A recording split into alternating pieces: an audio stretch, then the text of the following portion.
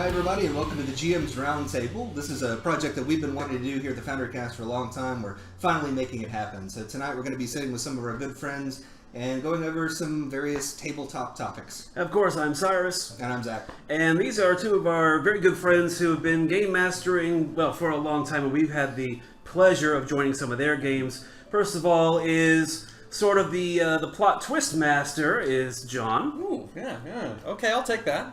And another person who's no slacker when it comes to amazing plots and also a heck of a brewmaster, Jeff.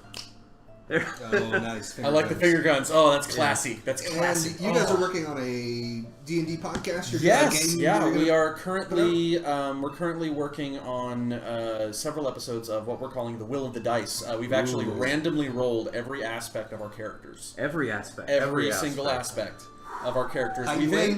Yeah, yes, height, weight, all of that, and then there's actual tables where you just randomly roll the stuff, and then what you can then do is kind of weave in what your story is based on the stuff that you rolled. So that's what we did, and that's what's going to happen every time one of our characters dies. We randomly roll a new one. And we're playing through the Iron Gods campaign in that from Pathfinder. Yeah. Oh, so you're expecting there probably will be a decent amount of deaths. I mean, most likely. Yeah. We've already made a pretty good attempt at it.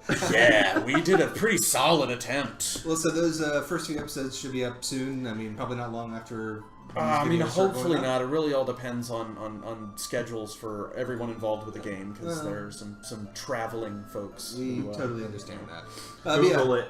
Google it. Roll the dice. We'll put some links in the descriptions of some of these videos as they start rolling out. Well, the GM's Roundtable is sort of an open conversation between game masters, dungeon masters, people who have a lot of experience in tabletop role-playing games, live-action role-playing games, video games. So we wanted to sort of take this into a different level. We've talked to you guys in the middle of games or afterwards and just sort of caught up, but we've never really analyzed the internal mechanics of the game, what we think as we go through the motions, because a lot of times it's what we're doing behind the screen, or it's what we're doing before people show up, or sometimes it's what we do in our head as we pace around the living room. Yeah. But not everybody gets an open audience to that. So that's why we wanted to ask you guys a couple questions, have you ask us a couple questions, and kind of build our knowledge base a little bit. Yeah. I'll admit, I've been looking forward to it. Okay. Yeah. So. Right. As have we. Yeah, absolutely. So I guess we'll start with the first topic, and that is actually, I'm guessing, maybe something we've already talked about. Yeah. And that is, what are you guys most excited about right now? What are you excited about that's coming up in a game you're going to be running, or maybe a game you're going to be playing in, or a new system that's coming out, anything like that?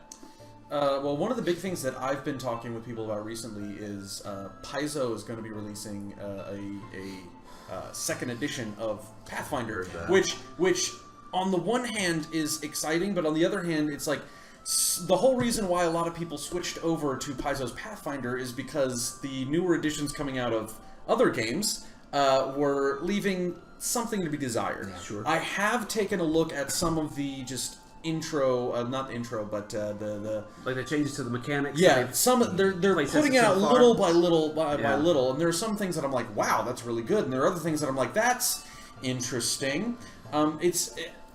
I'm really excited to see what's going to happen with that. It's sort of like when you have a new movie in a series that you're really fond of, and you're hoping. That's how I feel. Speaking of, totally unrelated, I just saw the new Blade Runner not too long ago. How was it? It's excellent. Yeah? Okay. Anyway, sorry. That second edition, because it's going to be Pathfinder second edition, and I'm more nervous. I think it'll be really cool. Some of the things they've tweaked, and I see how it's speeding up combat. They still are keeping what Pathfinder is known best for, and that's the flexibility. You can build your character however you want. It's just going to be some of the ways you choose those options, the way they are changing action, standard action, all that. I'm actually more excited about that. Because the breakdown of the actions, especially when I'm teaching people how to play, can get really confusing. Trying to explain the difference between a free action and a swift action and an immediate action. It's interesting that y'all bring that up, because I actually just played my first 5th edition Dungeons and Dragons game. I haven't played 5th edition. Did you enjoy it? It's interesting. I can definitely see where they've streamlined it a lot. I think they learned from 4th edition and Pathfinder. One should and hope. Tried to simplify their system in a really massive way that surprised me, actually. When I read the rulebook, I was amazed how different the rules were based on what I had known from 3.5, but I think that it makes it a more approachable game, especially for people who are new to role-playing. Would you say it's more approachable than 4th edition was? Is I it would more say streamlined than 4th I would say edition? yes, definitely. Yeah. But I don't dislike it. You know, I had a lot of feelings going into it that I wasn't sure I was going to like it, but I'm actually enjoying it quite a bit. I think they need to release the Eberron setting for it, but that's beside the point. Yeah, I don't necessarily have anything against the new edition, especially one that's streamlining. I think we would all agree we probably, well, I guess I shouldn't speak for you guys, but I play Pathfinder at least because it's comfortable. Yeah. And it makes sense, but I don't have anything against a different system. So, yeah, we don't play Pathfinder because we don't like D&D, but we play Pathfinder because it's what we know. And you invest a lot of money. Some people do. Some people you can just borrow books or people get it online for free. A lot of that stuff is online for free. It's more or less open source or whatever you want to call it. But that's another good reason why. Sorry, I just started a game for new players, and that's the great thing about Pathfinder is you don't have to buy any books. Just go here and it tells you. It's like you just give them the link to the website. Here's everything you need to know right there at your fingertips. I mean, when you're talking about inclusiveness in a hobby, the ability to do that actually is pretty significant. But the nice thing about 4th or 5th edition, the streamlining, I have a friend that I was just talking to the other day. She's just getting into D&D, and she started in the 5th edition, and she got the DM's guide already, and she's super excited about it because it is so easy to drop into. So. My dungeon master in that game is actually her first time running a game, and so it's really cool to see that through a system that I've never played before. Oh, sweet. Okay.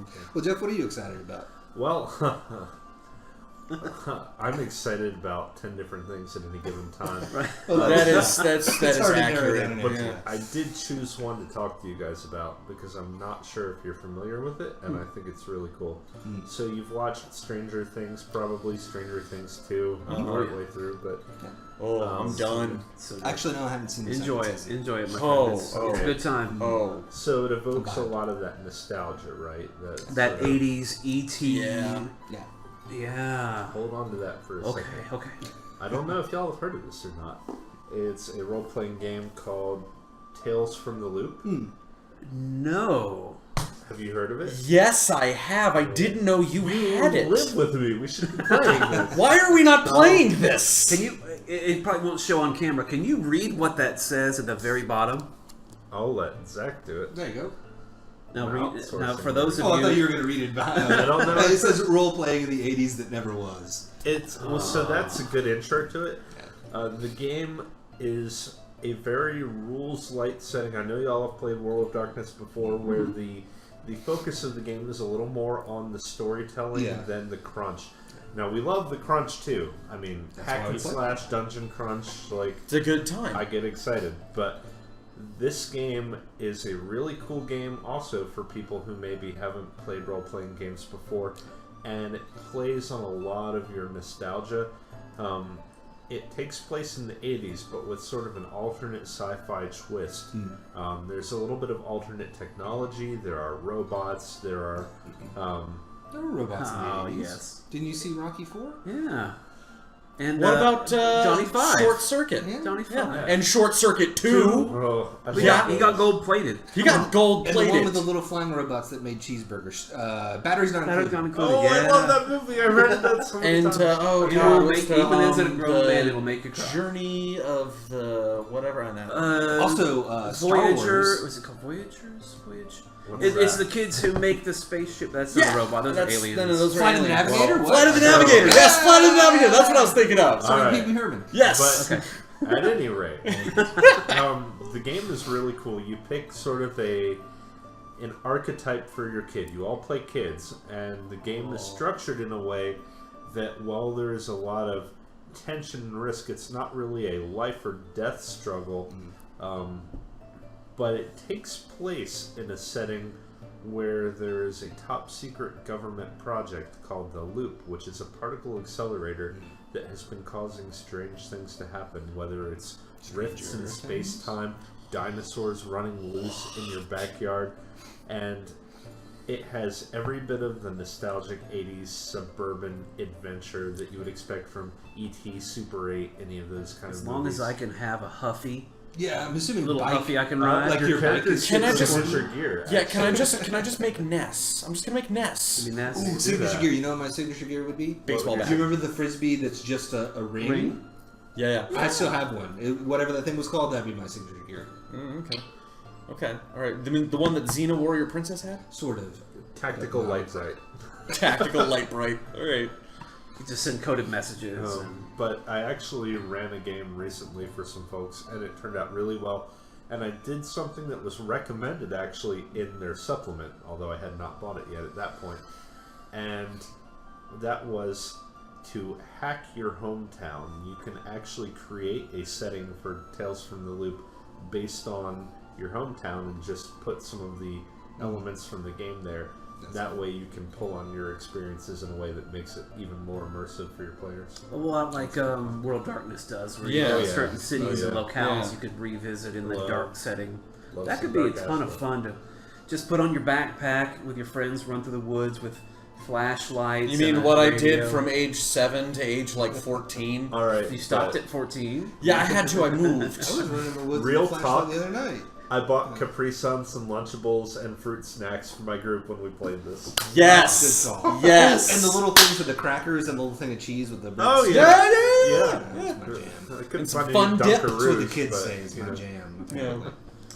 Cyrus, what are you excited about? What's coming up? You know, for me, it's just kind of been getting back to basics a little bit. I've been trying to get back to painting miniatures a little more often because You're good at it? I'm getting 'cause better. you're I'm very getting good better at at it. The only two of those, really only one of those is finished. The sea captain up front. What now? Only one of those is finished? Well, if you look at them, you'll see the bags are done, the Well, ornaments are done. They look pretty good to me. I just, I don't think it yeah, will. some of those are only like half finished. This or is just touched up. better than anything I have ever painted thank you, in but, my life. Oh, geez. They're Like, very, very well WizKids done. is releasing new figurines. Yeah. With Paizo, that they're a little more realistic to human scale. I think that takes away from some of the stylistic choices that they're doing, or is it Yeah. for D&D? But they're also pre-primed, so by Vallejo Paints, and so they. That's handy. With this renaissance that we're already seeing in tabletop role-playing games, Yeah. it's neat to see that some of these companies are starting to step up their game instead of just cashing in. Yeah. Because they're not just doing these big old dragons, they're also doing the townsfolk and the kind of classic heroes and villains you need to see. And honestly, just because whenever I go to a gaming shop or whenever I'm poking around at a hobby store, I'm always Yeah. looking at the little minis because there's always more and more coming out. And you know, even as far away as a year and a half ago, I was seeing that like you could just look through the little plastic and see, oh, there's some flashing issues here, and here. You're starting to see a lot less of that. It's still there. There's not really. You're not going to get away from it permanently, but we're seeing a lot more higher quality stuff coming out.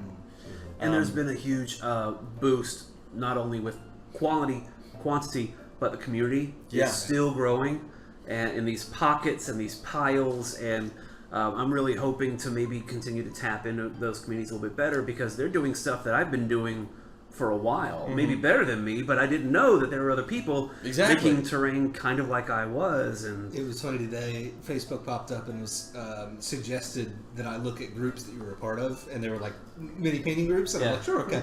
And I go in and I'm like, I'll never do that. I'm never going to well, do so that.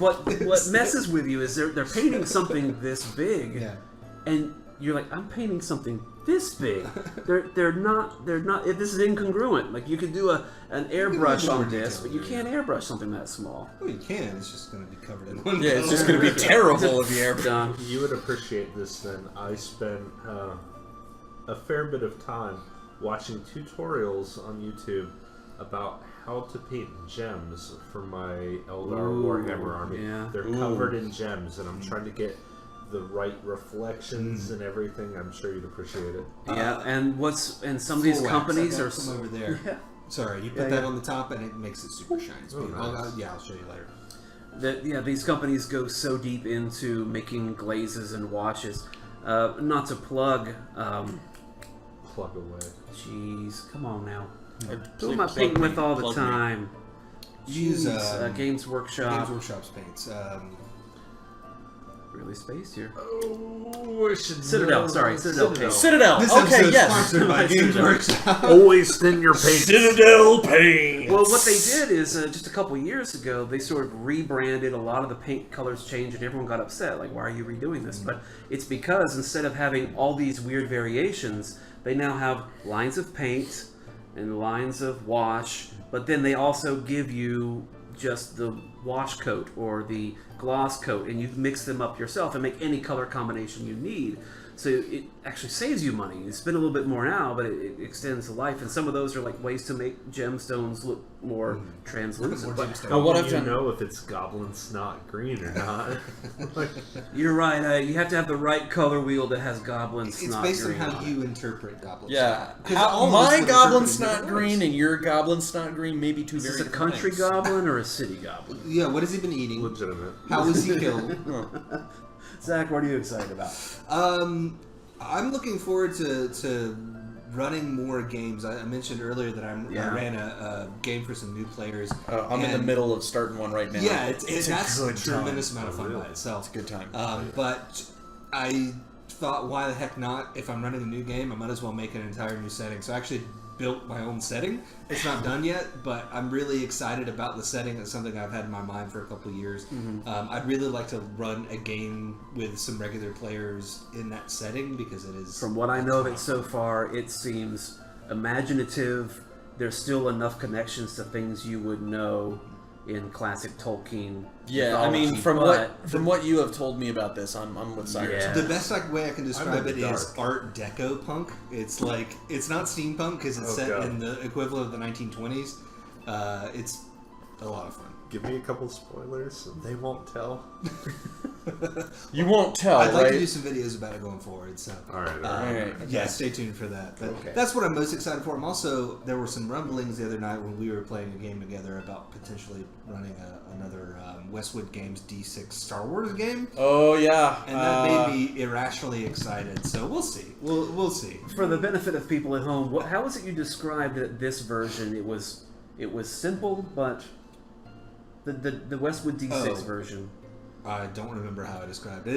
it was poetic, was It's how you described extremely it. simple, but it's flexible. It's Yeah, robust. It reminds me in a way of World of Darkness, where it's very streamlined, but then you still can cover all your bases. Right. The focus is again more on the But storytelling than on the there's a actual little bit more crunch. room than in Path. You're not worrying so much about swift actions versus immediate action, whatever. You know, it And gives you a little bit it more seems room, like but it's kind of a story. the if you fail, the failure isn't quite as bad, or rather, you have more sometimes. opportunities to Depends on the GM. succeed. Yes, true. I don't want to completely steal your topic here, but that's an interesting thought. And there's a game that ran with that a little bit. I don't know if any of y'all have played Mouse Guard at all. I want to. I really want very to. bad. Mouse Guard. I own I it. know of Cool. Mouse Guard. I Okay. have not played So it. one of the interesting things that they chose to do in that game was make it so that defeat didn't always mean failure, but that the storyteller gets to introduce a twist, and that twist is often something that makes the story more challenging or more interesting, up the stakes a bit, but in a way that doesn't necessarily mean they failed. In fact, the storyteller has the option, anytime a player fails, to let them succeed, but impose upon them a condition, like they are tired or hungry or something like that. They are angry, that they're frustrated. And I thought that was an interesting choice. Well, you know, I would say that going down that's an entire topic for another video. Yeah. But even within Pathfinder, I think that's our job as a GM is, you know, just because you roll a 1 doesn't necessarily mean you shoot yourself in the face with your gun. Same thing with Maybe it does. but- rolling a 20 does not necessarily mean automatic success. Right, Not you know, necessarily. It's up to the GM to find creative ways. If you build this entire plot and your players screw up and fail what you wanted them to do, you don't scrap the whole plot. You find a way to continue. You know? Well, for instance, I was running a game. It was actually one of the first games I ever ran as a DM. But the whole purpose of them going through this whole dungeon crawl was the thing that they were going to find at the end, and it was hidden behind it was behind a hidden door, and everybody failed their perception check. Everybody, No else. except for there was an elf who was a drunken master monk, and she rolled a nat 1, Oh, wow. and so I'm sitting there, I'm like, what in the world? And then it hit me in the moment. I'm like, okay, so you see a pink elephant just kind of bouncing around in your vision. She's like, I start to follow it. It's like, I'm not even done speaking. She's like, I follow the pink elephant. And I'm like, perfect. You run smack into the hidden door. You also deal yourself some damage there, some non-lethal damage. You take 5 points of non-lethal damage. Boom, you found a hidden door. That's one way to handle it. It's one way to handle it. There's lots of different ways to do that, but that's why you're given that kind of freedom. And I like that there are people who are still creating game scenarios and entire systems that facilitate not taking away risk, but adjusting the risk along the way and what failure and success really means. I'll be honest, as a GM, as a storyteller, I feel like risk is an important part of immersion. And in my Pathfinder games especially, I like to include things in my world that are not necessarily scaled for the challenge rating of the party. Controversial opinion here, but I think that players should be tasked with recognizing whether something is within their ability to fight or not. And granted, it's a supernatural world, so it's hard to just judge something, and part of your job as the GM is to describe it in a way that they know. Right. But I think it is meaningful to have things that the players approach and say, I don't know if we can take that. So you're not a fan of the newer Bethesda games, I take it, with level scaling. No. You like there to be the Deathclaw out there that's going to kill you if you try to attack it. I mean, Honestly, depending on the game setting that you have in the Bethesda, you can still very much run into something that's like, I was not prepared for this. But here's the thing about it. For instance, with Fallout, it doesn't actually scale. It depends on where you go on the map. They That changed it more stuff recent is going games on. where it scales within ranges, so it's you can still get. You were saying, sorry. But if you encountered something that you knew could potentially be out of your ability to handle and somehow managed, wouldn't you feel more rewarded? Oh yeah, absolutely. risk reward. And it That's gives all it you is. something. You got to risk it to get the biscuit. The thing is also, like, if you have enemies that are outside of Yeah, your me too. ability to combat at the moment, you have goals, and I think goals are an important part of player development. Yeah, you can't just have your pack of murder hobos just walking around from place to place, just blundering into something. Like, you can, but it's less fun. You want each one to have something that they're striving for. All right, change my The whole mind. The point. next game we're running is a World of Darkness, where all the players are murder hobos. Murder hobos! Hey, if you like this video, make sure to like and subscribe. And to see more from us, check out our website at thefoundrycast.com. And you can also follow us on Twitter and Facebook. Thanks for watching.